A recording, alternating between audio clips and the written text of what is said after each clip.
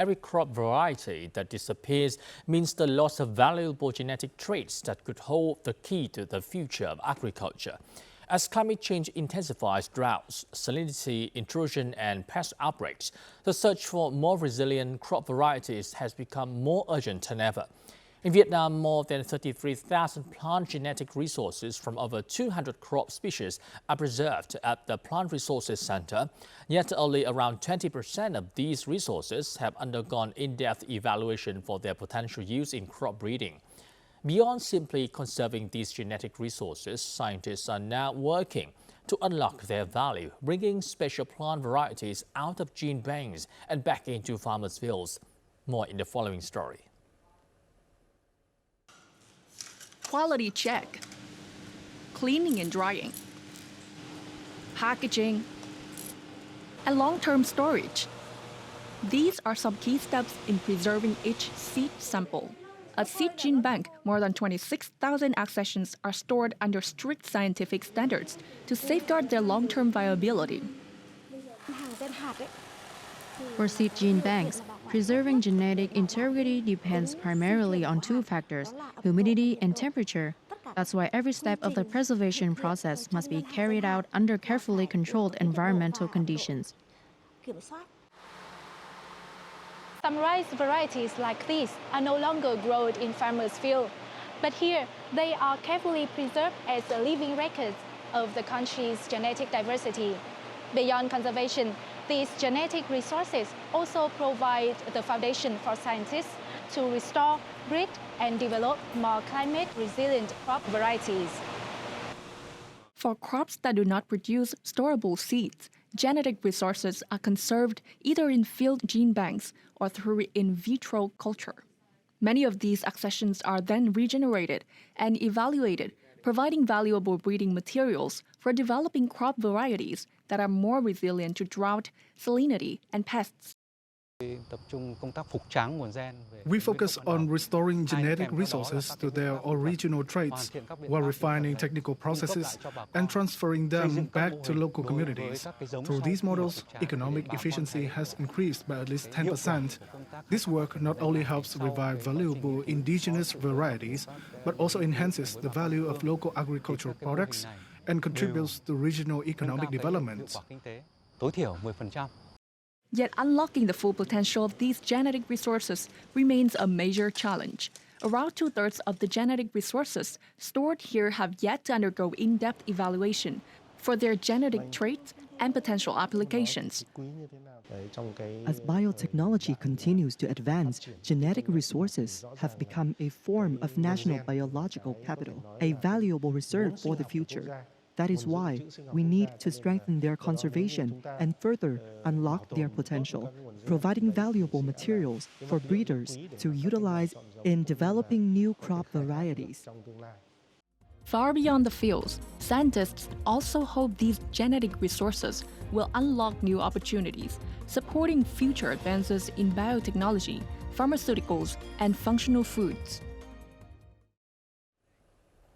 And we can see that Vietnam's rich plant genetic resources are among the country's greatest natural assets. However, turning this advantage into a driver of sustainable development will require overcoming a number of challenges.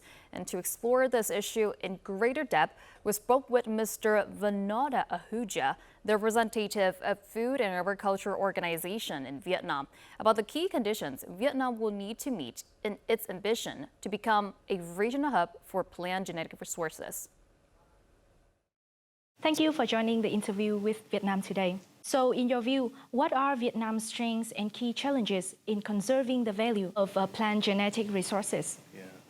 So I think Vietnam really has incredible biodiversity.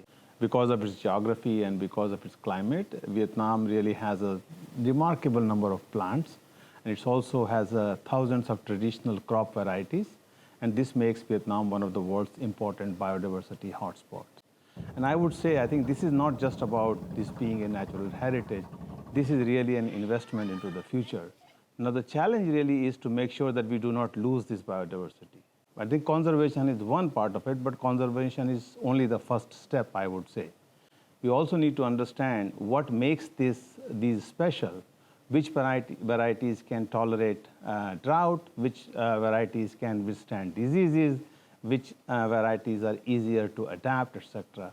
And that research will really take time. So how do you assess the impact of advances in AI, genome sequencing, and biotechnology on the way plant genetic resources are valued and used? Yeah, so I think these technologies are really changing agriculture in so many ways and so many exciting ways. So, with the AI, we can now analyze a huge amount of data very quickly. With the genome sequences, we can identify which genes are responsible for which kind of traits, drought resistance, heat resistance, disease resistance, etc. And we are seeing this is already happening in the countries, even within this region.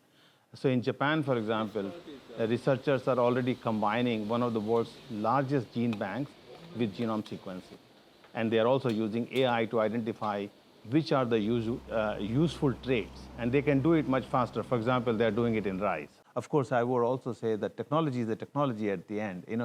Biodiversity in itself is very important, but the AI and these technologies can help us make better use of those characteristics. And looking ahead, what priorities should Vietnam focus on to unlock the full potential of its plant genetic resources and become a regional hub? Yeah, I think, and I would say Vietnam is quite well placed to become a regional hub. I would say a few things. First of all, I think Vietnam needs to continue to invest in conserving these resources. The second, I think we need to invest heavily in science and innovation, because Vietnam has actually good research institutions and they have good scientists. But the country really can combine that expertise with modern tools like AI, genome sequencing, etc., and really make good use of that. And I would say third is that we need to make sure that these innovations, they don't stay in the labs, that they actually reach the farmers, right? So plant genetic resources can only create real value when they improve people's lives. And I also want to emphasize that no country can do this alone. So partnerships are very important. So I think if we can manage those things, Vietnam can really emerge as a regional leader. I think it is naturally placed to do that. Once again, thank you for joining the interview with Vietnam Today. It's my pleasure talking to you. Thank you. I really enjoyed it. Thank you.